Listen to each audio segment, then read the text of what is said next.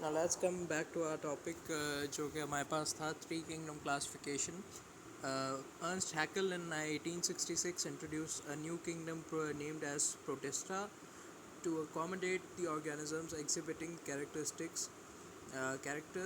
either common to both plants and animals or unique to their own, such as Euglena bacteria were also placed in this kingdom. ठीक है. अभी 1866 की बात है जब Ernst Hückel जो थे उन्होंने ये सोचा कि जो एक किंगडम है जिसका नाम है प्रोटिस्टा, वहाँ पे जो कैरेक्टर्स हैं जैसे वहाँ पे प्लांट और एनिमल के कैरेक्टर्स रखने वाले जो है एनिमल्स, उनको यहाँ पे क्लासिफाई किया गया और यूग्लिना और बैक्टीरिया को भी यहाँ पे रखा गया था. ठीक है. मतलब जैसे उनके यहाँ बहुत सारी चीज़ों में भी यूनिकनेस थी तो उनको फर्दर क्लासिफाई करना चाहा कि मतलब इनके अंदर भी मुख्तलिफ कैरेक्टरिस्टिक्स हैं, तो टू किंगडम क्लासिफिकेशन जो है वो इनफ नहीं है. तो ये बेसिकली आइडिया था अर्नस्ट हैकेल का. In 1937, Edward Chatton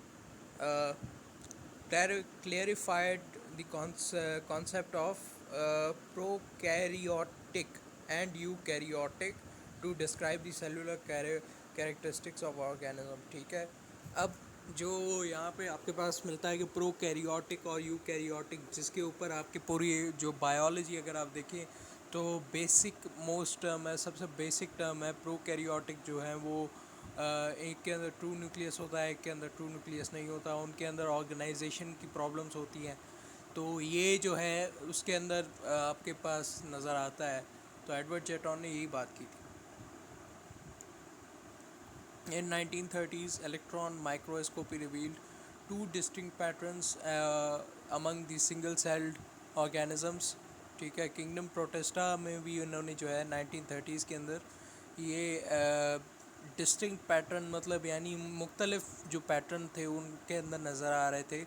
तो उन्होंने प्रोटेस्ट को फर्दर क्लासिफाई किया बेसिकली इसके अंदर कि एक किंगडम प्रोटेस्ट आता है तो उसके अंदर लोअर प्रोटेस्ट होते हैं और एक हायर प्रोटेस्ट होता है. प्रोटेस्टा या प्रोटिकिस्टा जो है वो एक किंगडम के तौर पे लोअर और हायर के अंदर क्लासिफाई किया गया with in three kingdom classification.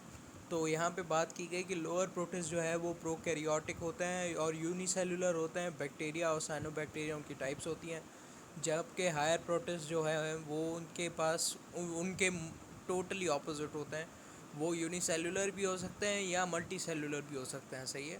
ये बात है कि एक कॉमन चीज़ थी कि प्रोटिस्ट में ये था कि बस वो प्रोकैरियोटिक और यूकैरियोटिक का बहुत बड़ा डिफरेंस था, जिसकी वजह से उनको हायर प्रोटिस्ट में यूकैरियोटिक्स जिनके पास जो है वो न्यूक्लियस की जो चीज़ें हैं वो डिफरेंट थी, न्यूक्लियस की जो डेवलपमेंट होती है वो चीज़ों उसकी बिना पे इसको क्लासिफाई किया गया. ठीक है. Such as fungi algae except blue green algae. ठीक है. ब्लू ग्रीन एल्गाई को हायर प्रोटिस्ट में इंक्लूड नहीं किया गया. बाकी जितने भी एल्गाई थे वो सबको इंक्लूड किया गया हायर प्रोटिस्ट के अंदर. हमने देखा कि हायर प्रोटिस्ट जो थे उनके मेम्ब्रेन बाउंड न्यूक्लियस की प्रेजेंस थी और जो लोअर प्रोटिस्ट थे उनके पास मेम्ब्रेन बाउंड न्यूक्लियस की प्रेजेंस नहीं थी. ठीक है. उनका न्यूक्लियस इतना वेल डेवलप नहीं कह सकते आपके, मतलब प्रोकैरियोट का बेसिक मतलब यही होता है कि जिसका न्यूक्लियस जो है वो क्लियरली डेवलप ना हो या मेम्ब्रेन बाउंड ना हो. ठीक है. इसके ऊपर भी बहुत ज़्यादा जो है बायोलॉजी के अंदर डिबेट चली है कि ये आप टोटली डेवलप को कैसे कह सकते हैं. हम तो पहले जो डिफरेंस था कि आपके पास एक ट्रू न्यूक्लियस होता है और प्रोकैरियोट के अंदर मतलब कहते हैं कि आप फॉल्स न्यूक्लियस, तो वो कैसे आप जस्टिफाई करेंगे. उसमें आपके पास आता है कि मेम्ब्रेन बाउंड न्यूक्लियस होता है उसके पास, यूकैरियोट के पास, और मेम्ब्रेन बाउंड न्यूक्लियस की एब्सेंस होती है विद इन प्रोकैरियोट. ठीक है. ये बहुत ही इम्पॉर्टेंट एक डिफरेंस है. इसका डिफरेंस भी आ जाता है शॉर्ट क्वेश्चंस के अंदर. फोर किंगडम क्लासिफिकेशन अब आते हैं. After the clear concept for kingdom protest, Copland in 1959 came forward with a four-kingdom system to classify the living beings. He designed a new kingdom named as Monera. Monera उसको भी कहा जाता है prokaryote जिसे हम कहते हैं या बैक्टीरिया जिसे हम कहते हैं. to place all the lower protists, which include prokaryotic unicellular organisms and remaining single-celled eukaryotic organisms were included in protista. ठीक है, प्रोटिस्टा के अंदर जो है सिंगल सेल्ड यूकैरियोटिक यानी यूनिसेलुलर यूकैरियोटिक ऑर्गेनिजम्स को अंदर प्रोटिस्टा के अंदर डाला गया और मोनेरा जो है बैक्टीरिया की क्लासिफिकेशन की गई और 3 से 4 किंगडम की जगह हम 3 से 4 किंगडम की तरफ हम गए basically. Kingdom Monera lower protist, ठीक है, प्रोकैरियोटिक प्रोटिस्ट जिनका मेम्ब्रेन बाउंड न्यूक्लियस नहीं होता, बैक्टीरिया ब्लू ग्रीन एल्गाई जो थे वो प्रोकैरियोटिक के अंदर आते हैं, और किंगडम प्रोटिस्टा जो है वो हायर प्रोटिस्ट को बेसिकली स्टडी करता है, यूकैरियोटिक प्रोटिस्ट को स्टडी करता है, इसके अंदर एल्गा एंड फंजाई आ जाता है। किंगडम मेटाफाइट जो है वो प्लांट्स की बात करता है और उसमें ब्रायोफाइट्स, टेरिडोफाइट्स, जिम्नोस्पर्म और एंजियोस्पर्म आ जाता है, ठीक है। किंगडम मेटाजोआ जो है उसमें एनिमल्स की बात की जाती है, जहाँ पे यूकैरियोटिक एनिमल्स की बात की जाती है, वर्टिब्रेट और इनवर्टिब्रेट की बात की जाती है। सो ये बहुत ही मेन चीज़ें हैं जो उसको आपको जहन में रखना है। आप इनका फ़्लो चार्ट जो है वो इंडिविजुअली इसके बारे में लिख के रख दें, क्योंकि ये आपके पास शॉर्ट क्वेश्चन इनमें से आता ही आता है या तो लॉन्ग क्वेश्चन इनमें से आता ही आता है, ठीक है। अब आ जाते हैं हम लोग 5 किंगडम क्लासिफिकेशन पे। Robert Whittaker in 1969 classified the organisms into 5 kingdoms which clearly categorized fungi into separate kingdom.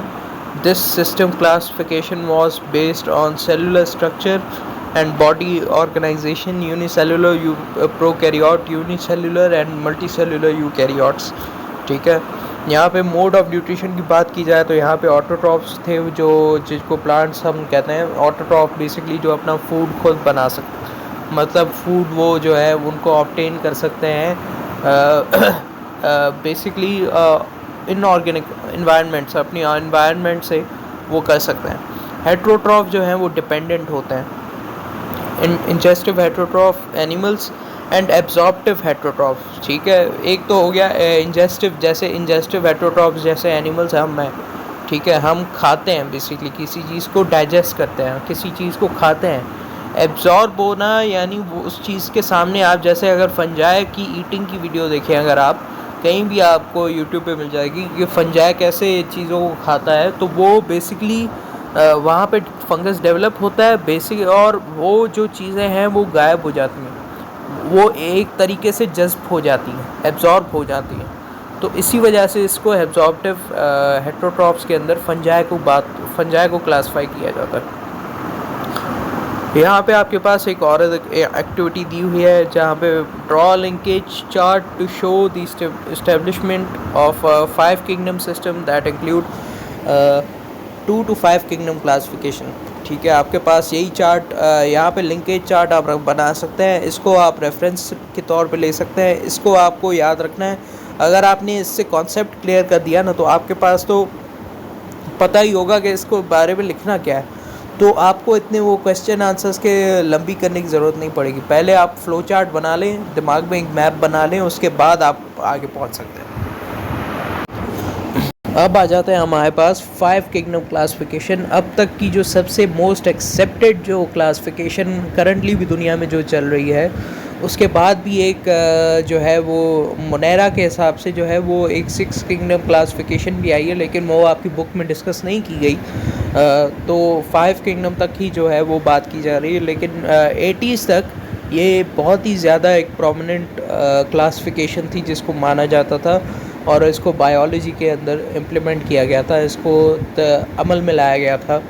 तो यहाँ पे रॉबर्ट विटॉकर ने बात की थी, उनकी जो ऑब्जर्वेशन थी और जो उन्होंने साइंटिफिक मेथड के ज़रिए, जिस तरह हमने पहले चैप्टर में पढ़ा कि साइंटिफिक मेथड जो था वो ऑब्जर्वेशन की बेसिस पे, उसके बाद जो है थ्योरी के अंदर बहुत सारे चेंजेस आते हैं, और विद इन लॉ जब ऑपरेट होने जाता है तो उसके अंदर भी बहुत सारे चेंजेस आ रहे होते हैं। उससे पहले लोग तज़ाद होता है बेसिकली, तो ऑपोजिशन जहाँ होती है वहाँ पे साइंस जो है वो कहीं ना कहीं बीच में 4-5 साल ब्रेक में लग जाती है, और उसके बाद वो जाते हैं, मतलब हमारे टाइम पे तो वो था कि एक हमें पता चलता था कि एक सोसाइटी थी साइंस की लंदन के अंदर, वहाँ पे थ्योरीज भेजा करते थे अपने जितने भी लोग थे। और अगर उनको कोई चीज़ चैलेंज करनी होती थी, जैसे कि बहुत सारी चीज़ें थी उस वक्त जो इजादात थी, और उनको चैलेंज करने के लिए नई थ्योरीज़ वगैरह, तो वो सोसाइटी जब तक अप्रूव नहीं करती थी तब तक उनकी जो है वो उस पर अमल नहीं होता था। और वो जो है पीएचडी होल्डर्स का एक पैनल होता था, और वो उनके हेड्स बैठ के डिसाइड किया करते थे।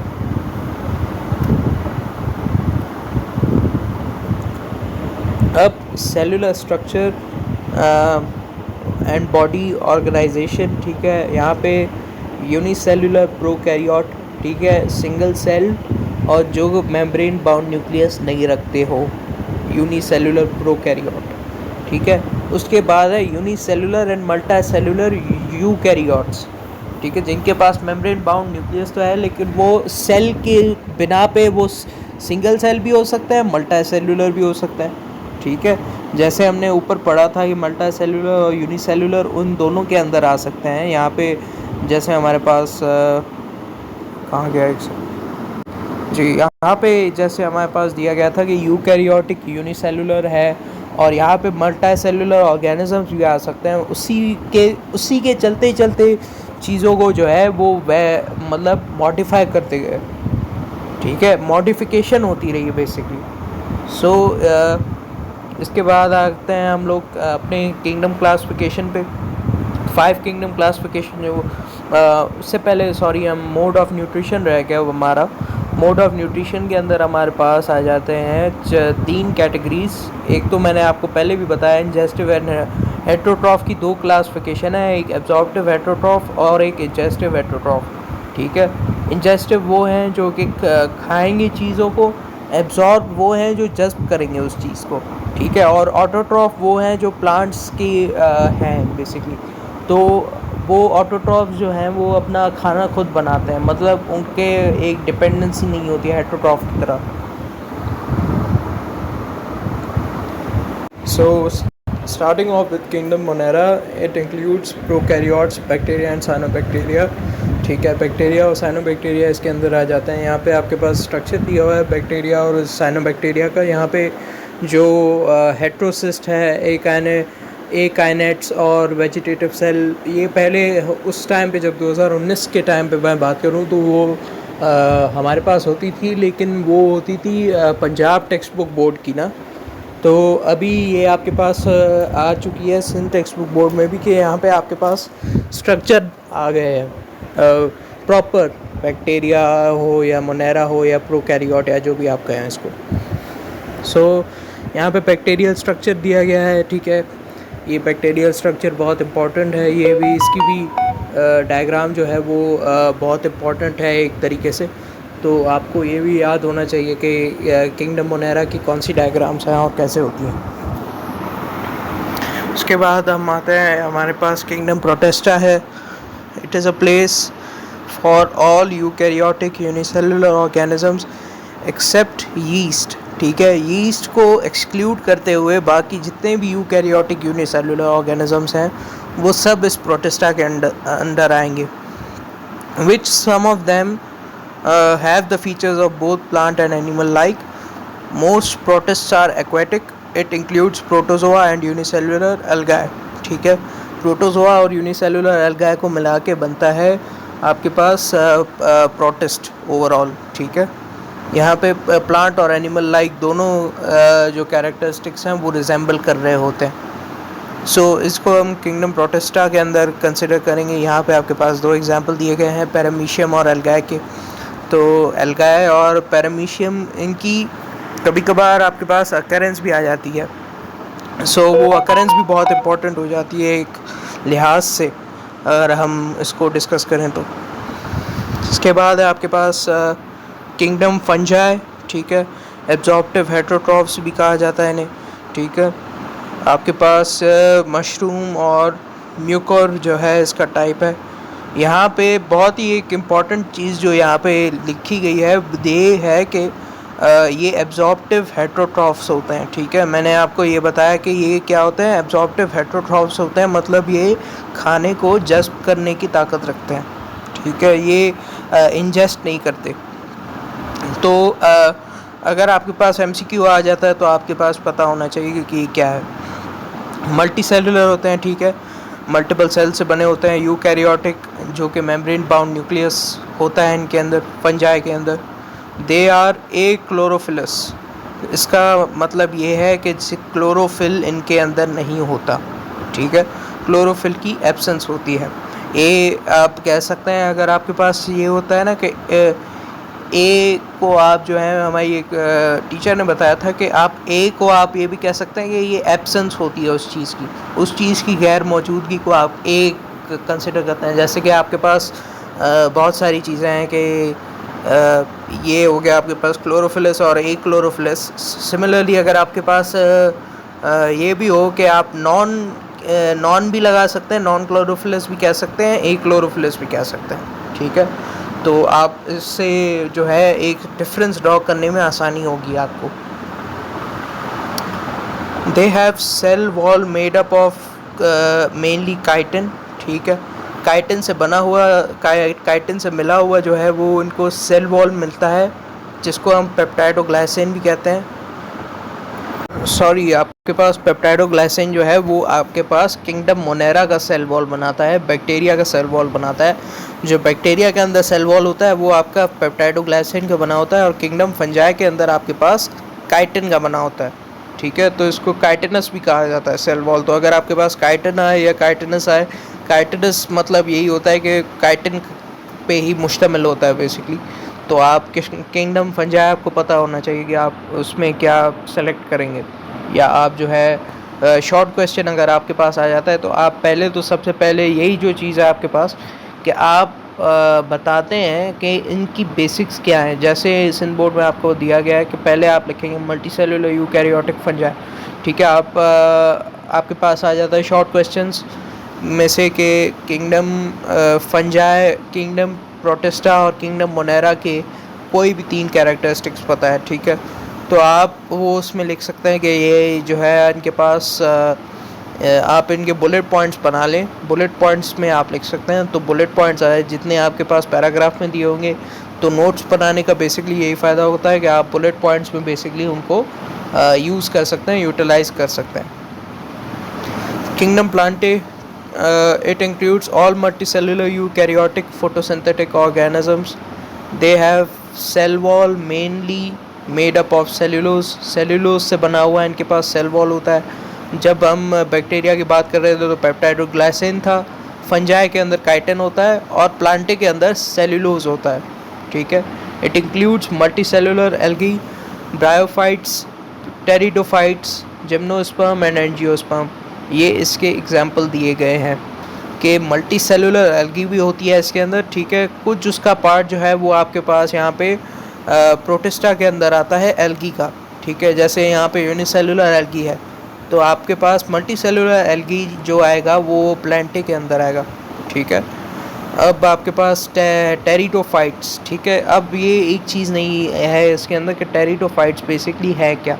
इसका बेस्ट एग्जांपल मैं गूगल से आपको ढूंढते देता हूँ। आपके पास ये टेरिडोफाइट्स हैं जिनको हम लोग स्पोर प्रोड्यूसिंग प्लांट्स भी कहते हैं और फर्न्स भी इनको कहा जाता है, ठीक है। टेरिडोफाइट्स ये आपके पास टाइप ऑफ उसमें आते हैं प्लांटे के अंदर। ये प्लांटे का ही टाइप है, जैसे आपके पास प्लांट के डायग्राम दिया गया है तो आपके पास टेरिडोफाइट्स जो हैं ये उसी का एक टाइप है। Pteridophytes is a vascular plant that reproduces by the means of spore, ठीक है। स्पोर के ज़रिए जो है वो उनकी रिप्रोडक्शन होती है और स्पोर फॉर्मेशन होती है बेसिकली। और यहाँ पे इनके पास ये डायग्राम भी दिया गया है एक वेबसाइट पे, सो ये आप जाके पता कर सकते हैं कि ये क्या है यहाँ पे जैसे आपको दिया गया।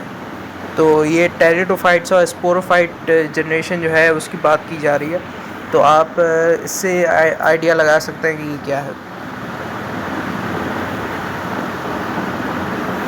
अब आ जाते हैं हम लोग किंगडम एनिमलिया के ऊपर, जो कि हमारा मोस्ट मेजर एक टाइप ऑफ किंगडम है, ठीक है, जो मोस्ट इम्पॉर्टेंट और एक वास्ट किंगडम है, ठीक है। एक बहुत ही वास्ट किंगडम है जिसके अंदर इंसान जो है, मतलब वो किंगडम एनिमेलिया के अंदर अगर हम बात करें तो होमो सेपियंस की हमारी जो है वो साइंटिफिक नेम है। होमो सेपियंस यानी इंसानों का जो है वो, आप कहीं ना कहीं इसके अंदर किंगडम्स के अंदर आपको पता चलेगा कि एनिमल्स से जो है वो वर्टिब्रेट्स और इनवर्टिब्रेट्स जो डिफरेंस है वो क्या होता है। All animals are multicellular eukaryotic, ठीक है, which are ingestive heterotrophs without cell wall, ठीक है, सेल वॉल नहीं होता है इनके अंदर, मल्टीसेलुलर होते हैं, यूकैरियोटिक यानी मेम्ब्रेन बाउंड न्यूक्लियस होता है। मेम्ब्रेन बाउंड न्यूक्लियस होने की वजह से उनको यूकैरियोटिक कहा जाता है। It includes all vertebrates and invertebrates except protozoa, जितने भी वर्टिब्रेट्स हैं और इनवर्टिब्रेट्स हैं एक्सेप्ट प्रोटोजोआ। प्रोटोजोआ को तो उन्होंने एक अलग किंगडम में रख दिया विटॉकर ने। तो ये आपके पास है कि जितने भी वर्टिब्रेट्स और इनवर्टिब्रेट्स एक्सेप्ट प्रोटोजोआ हैं वो आपके पास एनिमल्स में कंसिडर होंगे। अब यहाँ पे आपके पास वही चीज़ जो है वो टेबल की शक्ल में दी गई है। तो यहाँ पे एक ज़्यादा इसमें कुछ ख़ास नहीं है, लेकिन आपके पास यहीं पे दिया गया है कि वह पॉलीसेक्राइड या पेप्टाइडोग्लाइसिन भी आप इसको कह सकते हैं। तो अमाइनो एसिड और सेल्यूलोज का बना होता है जो मोनेरा का सेल वॉल है, ठीक है। इनके पास जो मेन चीज़ें हैं आपके पास यहाँ पे न्यूक्लियर मेम्ब्रेन का एक डिफरेंस दिया गया है, ठीक है। न्यूक्लियर मेम्ब्रेन मोनेरा के अंदर एब्सेंट होती है, बाकी सब में प्रेजेंट होती है, सही है। सो ये इसमें आप एक बार गो थ्रू करेंगे तो आपको पता चलेगा कि ये जो है क्या फ़र्क है बेसिकली इन तीनों में। Structure of virus, virus is non cellular obligate endoparasite, lives inside the host cell, ठीक है। होस्ट सेल के अंदर इनके मौजूदगी होती है, इसी वजह से इनको जो है एंडोपैरासाइट कहा जाता है, because it is the parasite of the inside, ठीक है। It does not have cellular organisation but do have nuclear material either DNA और RNA. It has protein coat called capsid that encloses the nucleic acid. It reproduces only inside the host cell. Due to its non-cellular nature, it cannot be placed in any of the 5 kingdoms, ठीक है। एक तो ये cellular होते ही नहीं है, non cellular होते हैं, जिसकी वजह से इनको 5 किंगडम में क्लासीफाई नहीं किया गया। इनको एक अलग कैटेगरी में रखा गया है जहाँ पे इनको नॉन सेलुलर ऑब्लिगेट एंडोपैरासाइट का नाम दिया जाता है।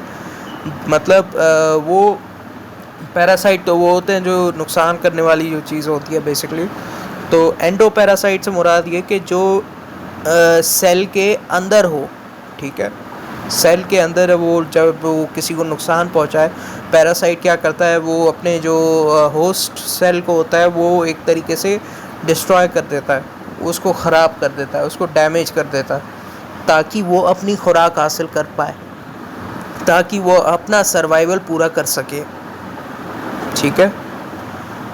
तो यहाँ पे आपके पास it produces only inside the host cell, ठीक है, can not be placed into any 5 kingdoms. It causes number of diseases, ठीक है। disease causing होता है virus in plants like tobacco mosaic disease etc. and animals like cold, flu, dengue, polio, hepatitis and AIDS, ठीक है। ये आपके पास बीमारियाँ आ गई, डिजीज़ आ गए।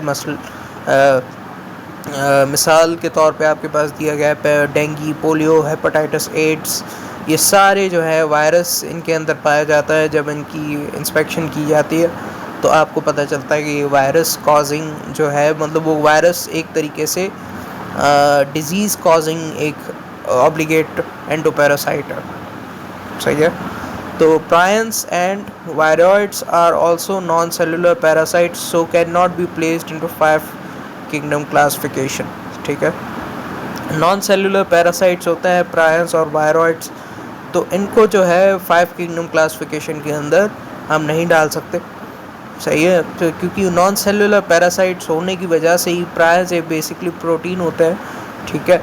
आप जब फर्स्ट ईयर में आएंगे तो आपको पता चलेगा कि प्रायंस और वायरॉइड्स का क्या डिफरेंस है। जब आप वैरायटी ऑफ लाइफ को थोड़ा सा डिटेल में पढ़ेंगे तो आपको इनके डिफरेंस ऑफ स्ट्रक्चर और इनके जो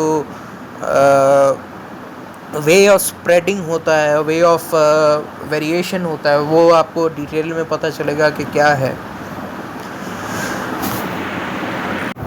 अब नेक्स्ट टॉपिक है हमारे पास बायनोमियल नोमेनक्लेचर। इसके अंदर हमारे पास बायनोमियल नोमेनक्लेचर, मैंने आपको पहले भी बताया कि ये बाय का मतलब होता है टू और नोमियल का मतलब होता है जो कि आपके नेमिंग से रिलेटेड हो या उसके जो सीक्वेंसिंग के रिलेटेड हो। ठीक है, सीक्वेंस कैसे बनता है टेक्सोनॉमी में? टेक्सोनॉमी में वो हमने देख लिया कि पहले हम देख रहे थे जैसे कि क्लास होती है, उसके बाद ऑर्डर होता है और सॉरी स्पीशीज़ होते हैं, उसके बाद जीनस बनता है, फैमिली होती है और ऑर्डर होता है, क्लास होती है, फाइलम, और ऐसे ही जो है वो सेंडिंग ऑर्डर में वो किंगडम तक जाता है। तो यही बात हो रही थी इसके अंदर भी। अब आते हैं हम लोग वापस अपने काम पे, बायनोमियल नोमेनक्लेचर।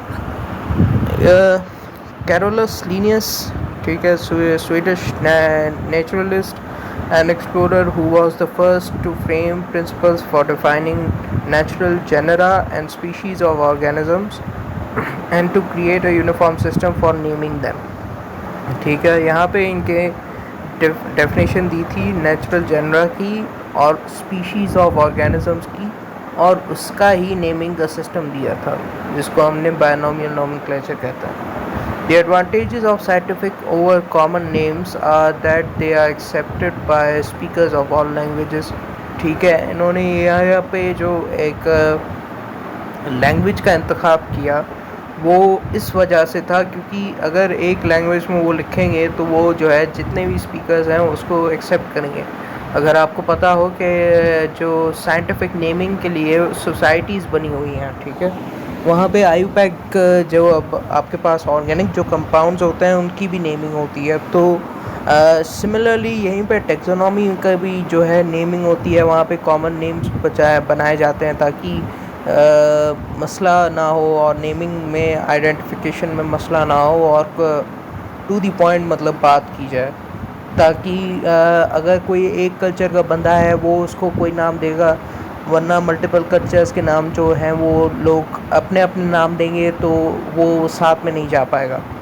ठीक है, the advantages of scientific common, ठीक है, ये तो हमने डिस्कस कर लिया। That each name applies only to one species and that each species has only one name. ठीक है, एक ही नाम होगा हर स्पीशी का और स्पीशीज़ का जितने भी होंगे वो एक ही नाम पे मुश्तमिल होंगे। ठीक है, अगर एक स्पीशी है उसके अंदर फर्दर डिवीज़न नहीं होगी। ठीक है, एक स्पीशीज़ है, जैसे हमारे पास बहुत सारी स्पीशीज़ आ जाती हैं। मैं एक एग्जांपल देता हूँ आपके यहाँ। स्पीशीज़ में ह्यूमंस की एक अलग स्पीशी है जिसको हम होमो सेपियंस कहते हैं। यहाँ पे कैट्स की अपनी एक स्पीशी है और रेड फॉक्स का यहाँ पे एग्जांपल दिया गया है। लेकिन अगर हम इसको ज़्यादा डिटेल में देखें तो यहाँ पे पता चलता है कि बियर्स, मूज और जैकपाइंस में आपको बेसिकली मैं ब्रेक डाउन करके बता देता हूँ कि ये क्या होता है। इसमें हमारे पास चीज़ें होती हैं जिसमें हमारे पास अलग अलग जब हम लोग बहुत ही माइन्यूट यूनिट पे आ जाते हैं तब हम उसको कहते हैं स्पीशी का। सही है, इससे ज़्यादा फर्दर चीज़ नहीं होती डिवाइड। जैसे हम लोग जब एटॉमिक का कॉन्सेप्ट पढ़ते हैं तो हमारे पास होता है ना कि सब एटॉमिक पार्टिकल्स जो हैं वो फर्दर सब डिवाइड नहीं हो सकते। तो स्पीशी जो है वो स्मॉलेस्ट क्लासिफिकेशन यूनिट है इन टर्म्स ऑफ टेक्सोनॉमी। अब हमारे पास था कि ठीक है, as common names cause many problems to identify the organisms. अब वही बात हो रही है, as different regions have different languages for the same thing. For example, common name of onion in Urdu is pyaz, but in other regions it is also known as kanda और bezel और बसल। ठीक है, तो ये भी है कि यहाँ पे फिर वो मसला आ जाता है कि आपके पास जो है एक रीजन के अगर मल्टीपल नाम होंगे तो मसला हो सकता है। अगर एक कॉमन नाम होगा तो उसको आइडेंटिफाई करने में आसानी होगी। But in scientific language it is known as allium cepa. ठीक है, साइंटिफिक नेमिंग में सिर्फ उसको एक ही नाम दिया गया। साइंटिफिक पे होता ही एक नाम है। ठीक है, अगर होमो सेपियंस है, सही है, ह्यूमंस के लिए तो वो होमो सेपियन ही है। ठीक है, होमो सेपियंस के अंदर ही आएगा वो। तो अगर कोई भी होगा इंसान तो उसको होमो सेपियन के अंदर ही आएगा। ऐसे नहीं कहेंगे कि भाई साइंटिफिक नेमिंग है एक वो अलग चीज़ है, सोशल नेमिंग एक अलग चीज़ है। This avoids the confusion that often arises due to the uses of common name or to designate different things in different places, or from the existence of several common names of for a single species. ठीक है, onion plant है, यहाँ पे allium kappa का आपको नाम दिया गया है. मैंगो प्लांट है, वहाँ पे आपके पास मैं मैंगी फेरा इंडिका, मुझे लग रहा था ए है, सॉरी. मैंगी फेरा इंडिका इनका जो है आपके बायोलॉजिकल नेम है. और नीम प्लांट का है यहाँ पे एजेडेरेक्टा इंडिका. ठीक है. एनिमल्स का यहाँ पे आपके पास फ्रॉग है, राना टिक्रीना, जो कि आपके पास प्रैक्टिकल में भी आपके पास आ सकते हैं. ये तो प्रैक्टिकल्स के लिए भी बहुत ज़रूरी है, क्योंकि आप बायोलॉजी के जब प्रैक्टिकल करेंगे तो आपके पास ये सारे साइंटिफिक नेम्स बहुत इंपॉर्टेंट है, वहाँ पे सिग्निफिकेंस है इनकी. Cat, Felis कैटस, house fly, mucosa domestica. ठीक है.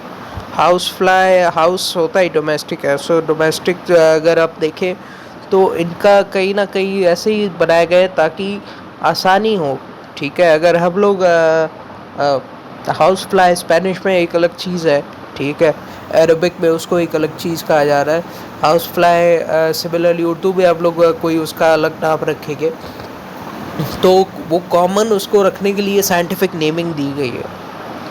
Through a system of nomenclature in which each species of animals, plant और others receives a name of two terms, of which first identifies the genus to which it belongs, and the second the species itself or its scientific names. Principles for binomial nomenclature. Some of the rules which are universally adopted for writing scientific name of species are: scientific name of any organisms should be italicized when printed, such as Homo sapiens, and when handwritten these are underlined. ठीक है. जब इनको right किया जाए, सही है, जब इनको लिखा जाए तब इनकी अंडरलाइनिंग की जाए, जब इनकी प्रिंटिंग की जाए तो उनको इटैलिक्स में लिखा जाए. ये जो होमो सेपियंस, आपको फॉन्ट का यहाँ पे डिफरेंस पता चल रहा होगा, तो यहाँ पे होमो सेपियंस का जो यहाँ पे दिया गया है ये भी इटैलिसाइज्ड ही है एक तरीके से. सो ये इटैलिसाइज्ड होना जो है वो एक अलग पहचान देता है. तो जब आपके पास पेपर में जब आता है ना, हमारे टाइम पे तो एक आया था पेपर में, शायद मैं फर्स्ट ईयर में था उस वक्त, तो फर्स्ट ईयर में आता है कि आप जो है इनके साइंटिफिक नेम्स लिखें. ठीक है. तो साइंटिफिक नेम्स जो है वो हम लोग इटैलिक में लिखने होते हैं, हमें इटैलिक में ही लिख सकते हैं. तो वो एक रूल होता है जिसको हम वायलेट नहीं कर सकते. The first word of the name is generic, always started with capital letter, while second term is species, which is never capitalized. ठीक है. पहला टर्म यहाँ पे आपके पास कैपिटलाइज है, होमो सेपियंस को ही देख लें, एच कैपिटलाइज होगा और बाकी जो है वो स्मॉल लेटर्स. तो बेसिकली क्या है, लैंग्वेज के जो रूल्स हैं वो यहाँ पे बहुत इंपॉर्टेंस उसको दी जा रही है. वो प्रिंसिपल्स एक तरीके से वो लैंग्वेज के रूल्स ही है. When the scientific name is written first time, it is written full, but when it is repeated several times, it is abbreviated. For example, the scientific name of the red rose is Rosa indica. It is abbreviated as R indica. ठीक है. रोज़ा indica आपके लिए abbreviation, या आप इसको mnemonic कह दें तो आप इसके पास आपके पता होता है कि R इंडिका इसको कहा जाता है. तो यहाँ पे इसका बेसिकली इससे भी शॉर्ट अगर नाम देना हो तो आपके पास यह है कि आर इंडिका, तो आपको पता हो जाना चाहिए कि ये रोज़ा इंडिका की बात हो रही है. Sometimes the author's name appears after species name, which means the species was described by him. For example, mango plant, Mangifera indica L. ठीक है. Mangifera indica was first described by Linnaeus. ठीक है. तो उसके इंडिका के आगे जो है वो एल, वो लिनियस को बेसिकली स्पेसिफाई करने के लिए बताया गया है. Use internet to search a scientific name of potato, matar, China rose and dog. आपके पास पोटैटो का साइंटिफिक नेम है सोलेनम ट्यूबरोसम. ठीक है. और सिमिलरली नीचे चीज़ें आपको दी गई हैं. इसके बाद अब आपके पास है मटर. ठीक है. मटर इसके पास आपके पास आ जाता है कि According to Directorate of Pulses Development. Botanical name, Pisum sativum, L. Synonym, Matar. Pisum sativum, तो ये इनका बॉटनिकल नेम है या साइंटिफिक नेम है, क्योंकि बॉटनिकल नेम इसीलिए दिया जा रहा है क्योंकि ये प्लांट्स है तो इनको बॉटनी के अंदर क्लासिफाई किया जाता है।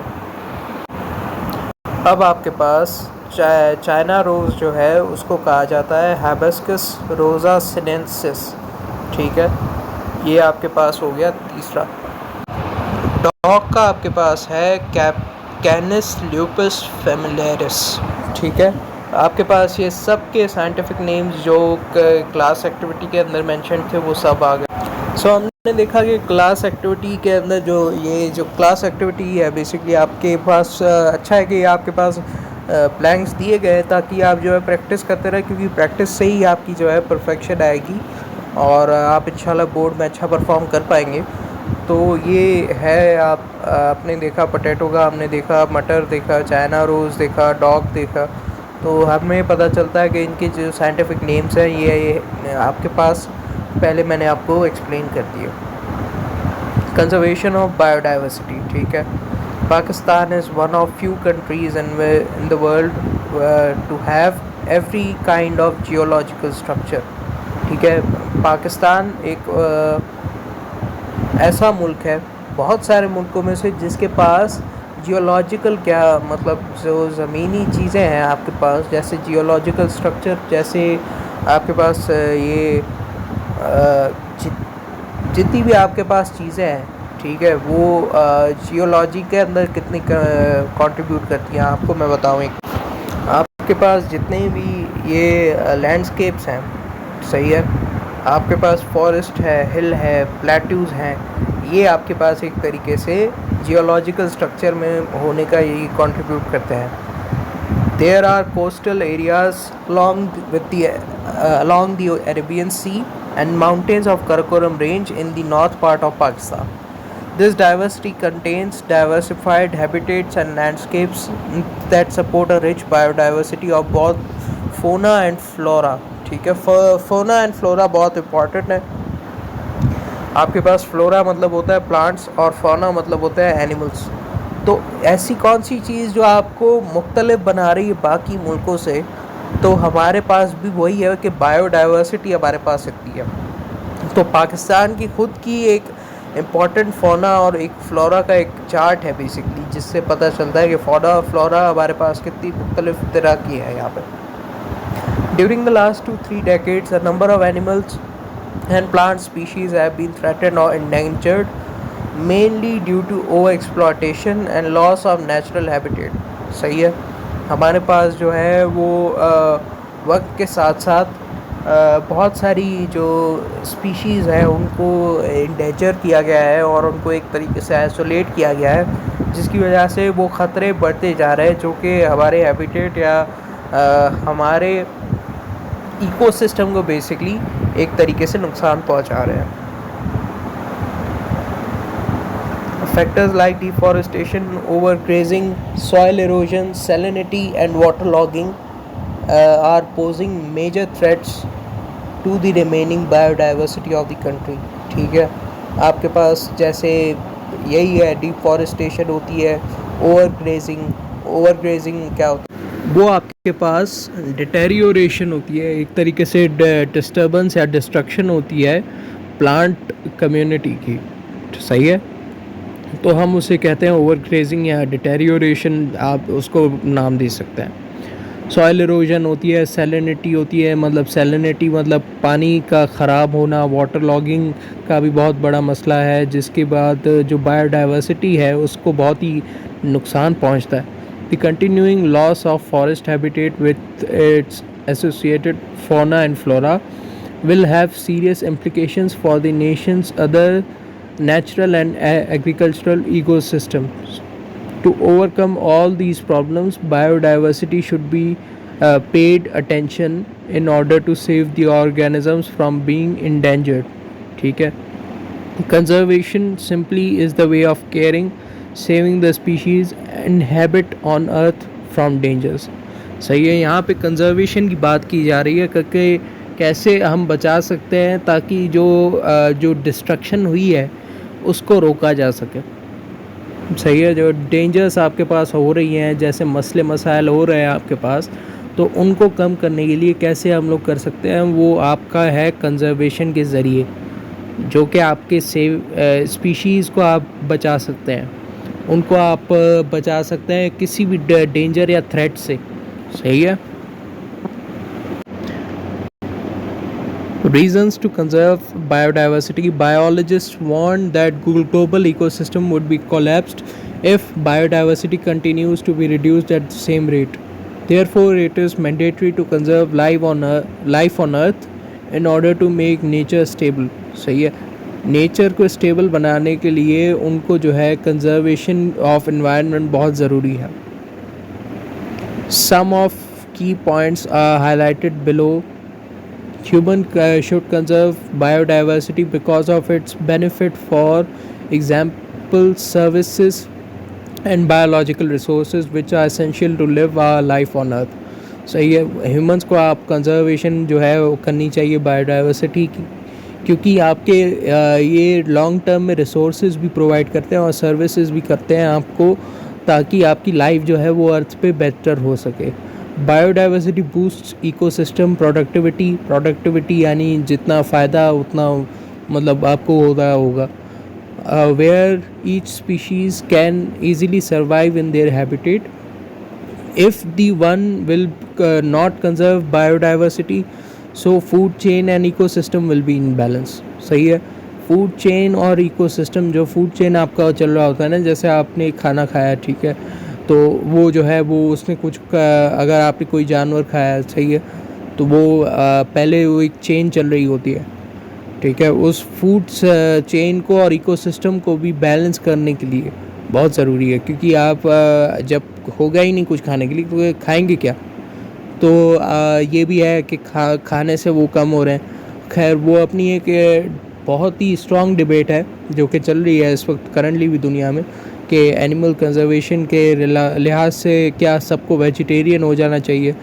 तो वहाँ पे वो जो नॉन वेजिटेरियंस हैं उनकी डिबेट ये है कि नहीं, जो है वो सिर्फ ये थ्रेट नहीं है, और भी बहुत सारे थ्रेट्स हैं। तो ये ऑन गोइंग डिबेट है अभी भी दुनिया में। With more plants, trees and animals, the soil improved and became stronger, less prone to erosion, drought and flooding. ठीक है, या तो बिल्कुल सूखना या तो बहुत ही पानी भर जाना, ठीक है। फ्लडिंग यानी आप कह सकते हैं कि मतलब जो पानी की जो बाढ़ आती है, सही है। इरोजन आप कह सकते हैं कि हमारे पास जो माउंटेन्स आपके यहाँ इरोड होते हैं, ठीक है, इरोड, उसका मैं अभी मेरे पास वर्ड नहीं आया दिमाग में। जब आपके पास रॉक्स जो हैं, पत्थर जो हैं, वो टूट जाएं बाय द विंड्स और वाटर, तो उसको आप जो है इरोजन का नाम देते हैं, सही है। अब यहाँ पे आपके पास ये दिया हुआ है ग्राफ, बायोडाइवर्सिटी कितनी रिस्क पे है। तो उनका जो एम्फीबियंस हैं वो बहुत ही ज़्यादा वल्नरेबल उसमें आ रहे हैं, और क्रिटिकली इंडेंजर्ड स्पीशी भी सबसे ज़्यादा एम्फीबियंस ही हैं। तो एम्फीबियंस जो हैं उस दुनिया में सबसे ज़्यादा ख़तरा जो है इस वक्त, जो मतलब ख़त्म होती जा रही है, इंस्टिंक्ट होती जा रही है स्पीशी, वो है एम्फीबियंस की। ठीक है, बर्ड्स तो हो रहे हैं, वो तो पता है हमें, और प्लांट्स खैर इतने नहीं हैं, लेकिन बहुत ज़्यादा जो तादाद में इस वक्त एम्फीबियंस जो जा रहे हैं वो भी हैं।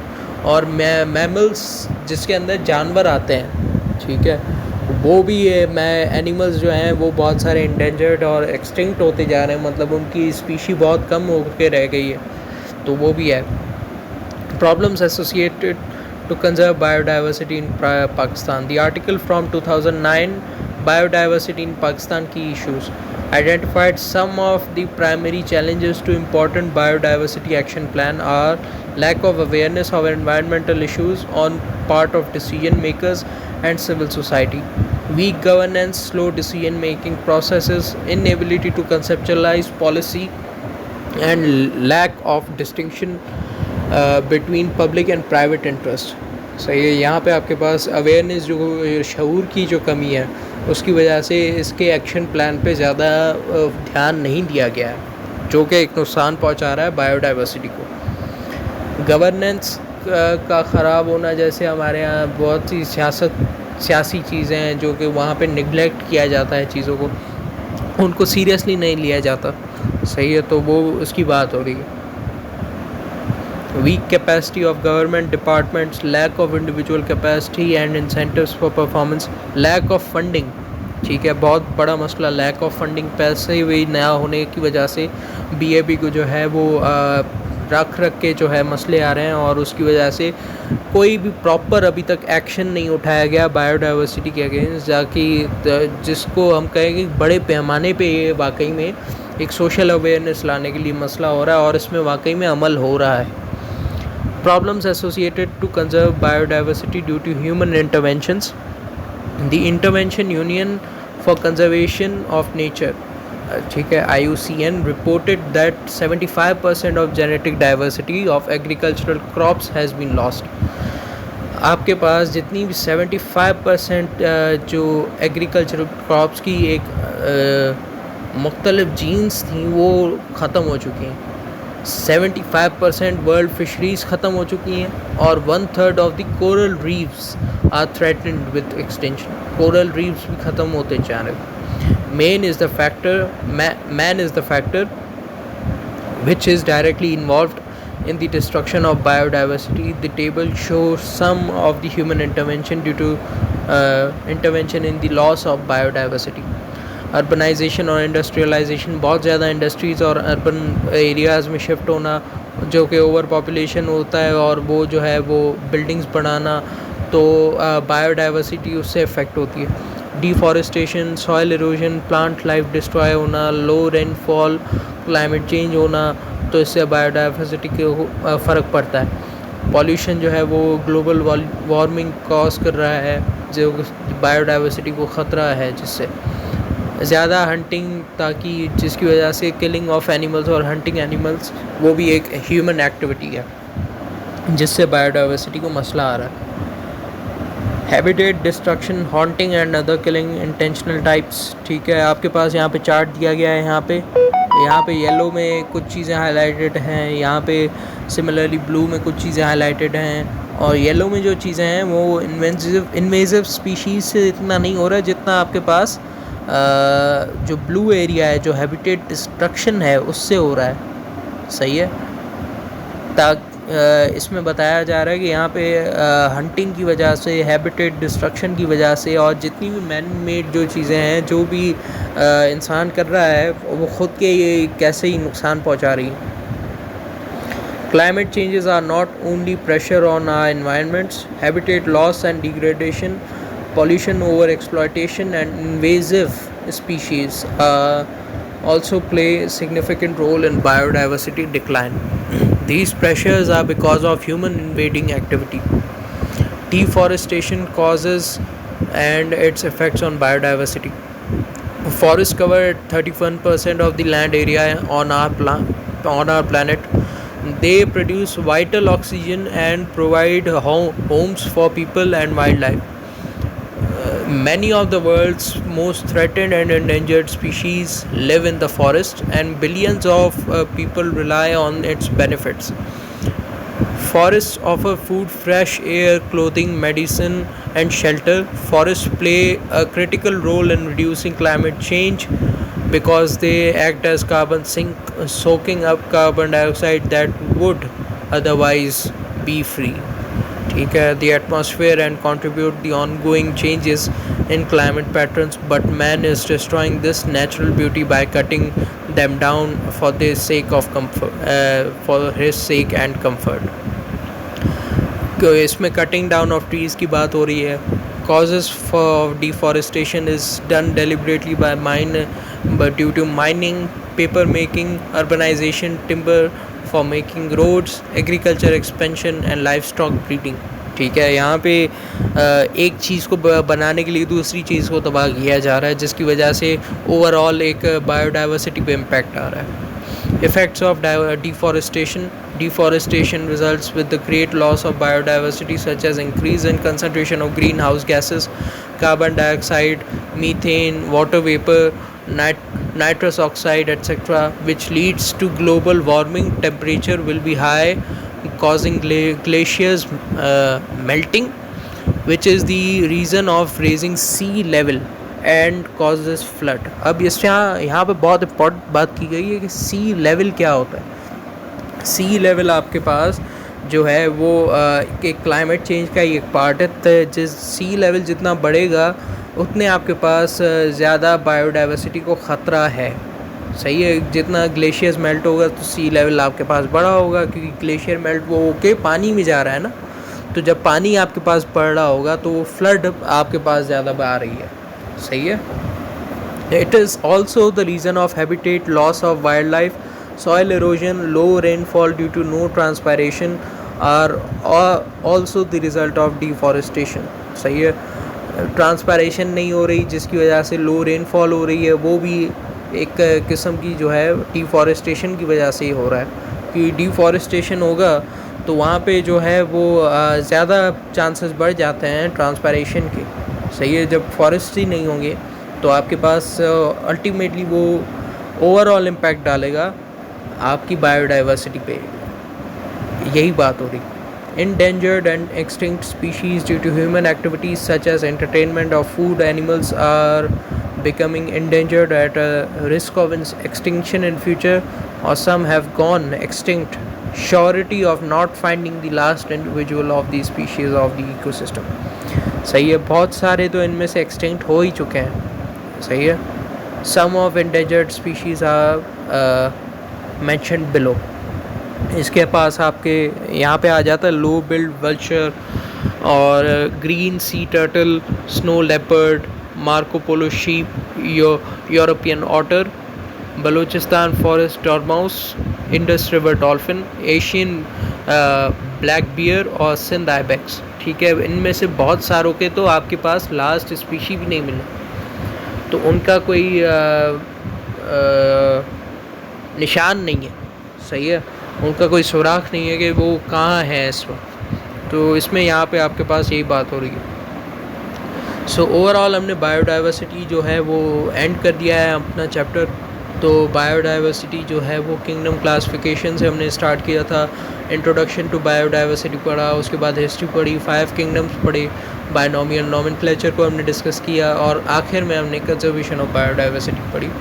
सो अपना ख्याल रखिएगा और इंशाल्लाह आपसे मुलाकात होगी नेक्स्ट लेक्चर में, क्योंकि ये बहुत ही ज़्यादा मैं बीच में एकेडमिक रिस्पॉन्सिबिलिटीज़ की वजह से अपने टाइम नहीं दे सका था, लेकिन अब मैं टाइम देने के लिए बहुत तैयार हूँ और मैं कोशिश कर रहा हूँ कि मैं रिसेंटली जो है एक नए प्लान से आऊँ ताकि किसी का कोई टाइम वेस्ट ना हो.